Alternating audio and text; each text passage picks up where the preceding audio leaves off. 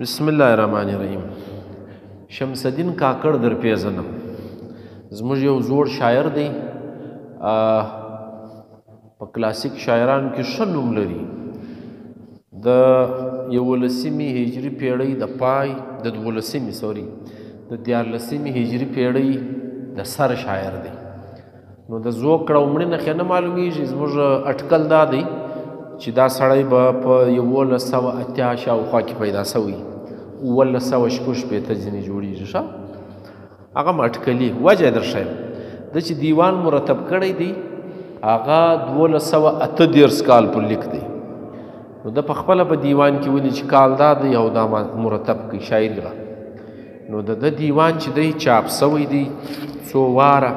1238 کې دا دیوان لیکلی دی، پر کړی دی. په کندهار کې زوکړی و، استوګن و، کلچاباد علاقه ورته وایي.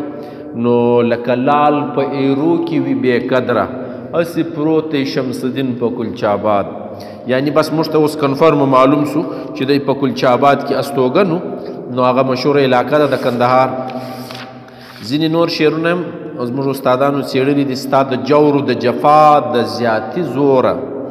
شمس الدین سو همسایه د بادیزو. نو بادیزو له راغلی دی، کډی کړی ده، د حالت اوسېدلی دی. څه ګلرخان درومي سبا میلې ته، بابا ولی ته هر څوک سرپوزې ته حیران پر لارې زه شمس الدین یم چې پورته درومم که مخ وکښې ته. ښه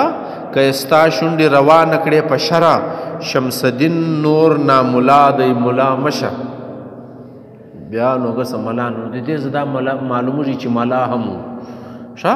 دغه مقصد دا دی چې تاسو د خپلو زړو شاعرانو سره ولد سئ. تاسو د دوی ژوند دی سرسري، د دوی یو څو شعرونه د نمونې په طور کتاب در پیژندلی، دیوان یې چاپ دی، بل شی یې چاپ دی، هغه در ښوولی. زموږ اصل مقصد هم دا وي چې لوستونکي بیا په راروان وخت کې دلته ذهني تیار وي چې یاره دا سړی وخت موږ ویلی وو، دا باید چې اوس نور ووایو. دا زه تاسو ته هر وخت وایم دیوانونه بیا هر وخت نه پیدا کېږي. دا یو وار چاپ سي، بیا مارکیټ ته راشي، بیا ختم سي، بیا به ته پسې ګرځې، بیا به نه وي. نو دیوان میوان زوړ کتاب یا ښه کتاب چې تاسو پیدا کوئ هغه اخاستئ، هغه دغه ته مه پرېږداستئ. په مجموعي توګه موږ په کلکه دا ویلی سو چې شمس الدین کاکړ د مینې شاعر دی. زیاته برخه یې مینه ده، مینه یې راوړې ده. او په شاعري کې داسې استاد دی چې د شاعري عیبونه نه لري. یعنی ګوته نسي ورته نیولی چې یاره دا ګورئ د شمس الدین کاکړ په دیوان کې دا شعر غلط راغلی دی یا دا معنا نه لري. نو یو بل سړی دی شمس الدین غلجی یادېږي. له ده سره پخوا یو کتاب تړل کېدی سراج الموتا نومېدو. نو څو کتابونه نورو دا هم د شمس الدین کاکړ یادېدو. وروسته بیا زموږ ځینې څېړونکو لږ څېړنې وکړې چې دا شمس الدین کاکړ او شمس الدین غلجی دا دوه کسان دي. نو هغه وخت چې ما ته څه شیان په لاس راغلي وو، له ما سره سراج الموتا نومې کتاب و، شمس الدین پکې لیکو، دا نه معلومېدی چې کاکړ دی که غلجی دی. نو ما یو چا څه څېړنه ویلې وه، د هغه پر بنیاد باندې ما دا سراج الموتا چاپ کړی هم دی. هغه د دغه شمس الدین کاکړ نه دی، دغه یاد نه راست دی چې تر څو پورې موږ ته بل دلیل یا شی په لاس راځي. نو زه پر هغه موقف باندې ولاړ یم چې د ده په نامه یادېږي خو د ده نه دی. شمس الدین بل هم شته د ده په دغه دور کې په کندهار کې داسې نږدې بل کلی دی و هغه ته کشک نخود وایي. نو داسې دی لکه زموږ درګۍ او شبوزی، بس دارنګه دواړه پراته دي، د دواړو یوه زمانه ده. لیکن فرق یې دا دی دا د مینې شاعر دی او هغسې دی بیا د فقې ملا دی. فقهي کتابونه یې لیکلي دي، په شرع باندې چې کومې خبرې راځي د بیا دلته راړولي دي. نو سراج الموتا څه معنا؟ د مړو څراغ، چې ته مړ سې نو په لاره کې به کوم څراغ در سره وي، څه عمل به دی. نو پر دا دونې کتاب لیکلی دی او هغه ګرد نثر دی، مسجع نثر ورته وایي، چاپ کړی ما دی. نو تر څو پورې چې موږ ته بل شی په لاس راځي ستاسو د هم ذهن دا جوړ وي چې سراج الموتا که د دغه شمس الدین کاکړ تاسو له په مخه په زړو کتابو کې درغه، نو هغه د ده کتاب نه دی، صحیح دی، هغه بل شمس الدین دی. تر څو پورې موږ ته بل شی په لاس راځي. یو څو شعرونه یې درته وایم، تاسو اندازه ځینې وکړئ چې دی څنګه شاعر دی، بیا یې په خپله ولولاستئ. ته چې تل په لاسو پښو باندې هناج دی، هغه د ده کتاب نه دی. شمس الدین نو کرځي ښه گویا عین دا سور اور په زړه زماج دی نو کرځي نه دي چې پر لاسو پښې لګی اور دې زما په زړه را لګی ښه و بل چاته دې هم دک دی رسولی که د هجر زامتونه تل پر ماش دی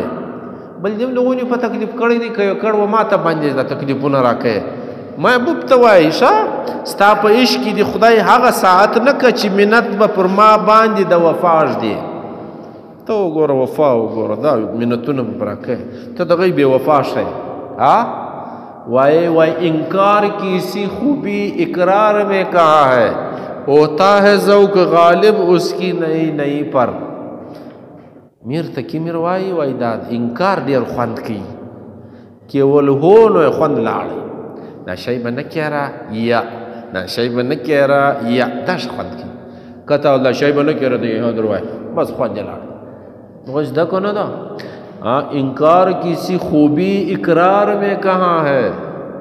اس سر بخلاص ہوئی ہوتا ہے ذوق غالب اس کی نئی نئی پر زورتا زمال الہ راوز یا زمال الہ راوز یا زبارہ ورز ورتا ہے خوان کی کم اور تو زمال الہ راوز دائی بیغا بسا خوان دے لارو بیا پاتش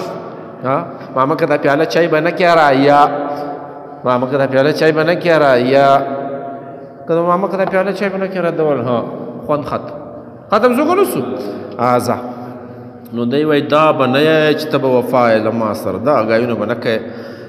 ستم بزما سر ستا د قدم وی ستم بزما سر ستا د قدم کړي ته چې هر قدم لناز پر سماج دی ما خو سر درته یې دی سر باندې قدم راکشېږ ته بیا دوی نه کې برجنې پر اسمان قدمونه دی ته ډېر لوړ روانې ته دې رښته راسه دا د شاعرانو نظر دی چې دا زما محبوب زما یو پروا نه کوي دا ډېر هوایي روان دی اسمان کې ګرځي ښه نو دی وایي ته دې لږ راکښته څه دا ستا قدم دلته کښېږده وایي کشکې زه خاورې ایرې دا ستا د در وایي چې قدم دې همیشه زما په سر وایي راما ما باب دغه خبره پخوا کړې وه کشکې زه ستا د کور خارې وایي امین یا ته چې هره ورځ پر خېځې ته هره ورځ پر ما لوړ خطا یې دا زما سر او ستا پښه وایي دا زده که نه ده دا سړی هم هغه خبره کوي ته چې ما له عشقه اړوې ناسحه دا ابس د پل د سحر په دریاژ دی ته ما له عشقه اړوې نصیحتونه راته کوې و نصیحت والا دا د جادو پلان چې دي دا په دریاب باندې نه جوړېږي په دریاب باندې به سم پل جوړی نو لہذا دا ستا خبرې دی لکه د جادو پل پر دریاب جوړ څه معنا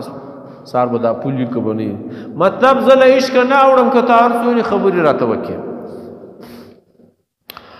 چې د عشق په مزاج پوه نه یې طبیبه پر زخمي زړه مې نور ولې دا دواژ دی زه خو یم زخمي د عشق او ته را روانې علاجونه راکوې هی ستنور ولګو هی ګولۍ ورکړه هی یا ډاکټر صاحب ته نه پپږې رحمان بابا وای ستا په در کې طبیب وای ما رامان ته لا بشو که دی حال تر دې بتر وای تر دغه حال چې نور بتر وای نور به شوې نو چې په تورو سترګو تور انجه کې پوری جوړ پلاس یوه بلا پر بل بلاژ دی زه دا ستا په مخ خلاصی غواړم لغمه ته و ما و ته دامونه شاوخواش دی زه و تا ته چې دغه کوم ته بیا دامونه کډیان راته کاږي دلته هم څه کړی وای دلته هم څه کړی وای وای تی خبر گرم کے غالب کے اڑیں پرزے دیکھنے ہم بھی گئے پر تماشا نہ ہوا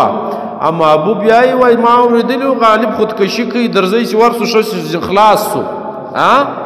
نو وای مر گیا مدت وی غالب یاد آتا ہے وہ ہر ایک بات پہ کہتا کہ یوں ہوتا تو کیا ہوتا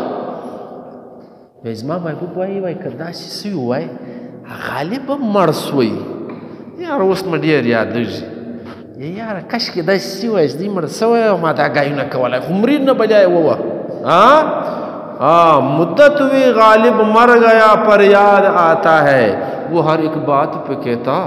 کہ یوں ہوتا تو کیا ہوتا دارنګه سی وای نو بس په سی چې مړ وای نو غوته نه مرې نو وای زه دا ستا د مخ په مخ خلاصی غواړم لغمه ته و ما ورته دامونه شاوخواش دی چې د یار زلفې په لاس نیسې قیامت کړې شمس الدین گویا په خپل زړه اژدهاش دی مار زلفو ته ماران ویل نو د زلفې د نیولي دي دا دی لکه په زړه چې اژدها او بلای ګرځی غرض دا دی چې د دیوان د دا ښایسته شعرونو مرکز دی تاسې وګوراستئ ښه شعرونه دي ښه شاعر دی هر رنګ یې په هغه زمانه کې چې رواج دی د شاعري د نظم مخمس مسدس دا یې ټول لیکلي دي نو دعوت دغه دی چې ویې ګوراستئ زموږ کلاسیک شاعر دی خوندور شاعر دی پښتو په ښایسته ده که چیرې تاسو د ده په اړه یو پوښتنه لرئ ویې کاست حنا و نکروزو ته وایي یا پښتو نه دی اوس دا نرک نه راکوي د فارسي دی که د عربي دی خو زموږ نه دی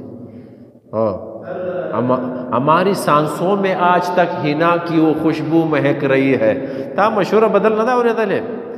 زموږ تر اوسه په هغه سپوږمو کې ستا د نکروزو بوی یادوي دی کېږي څه وخت مې بوی کړي دي ډېره زړه زمانه ده بله پوښتنه چش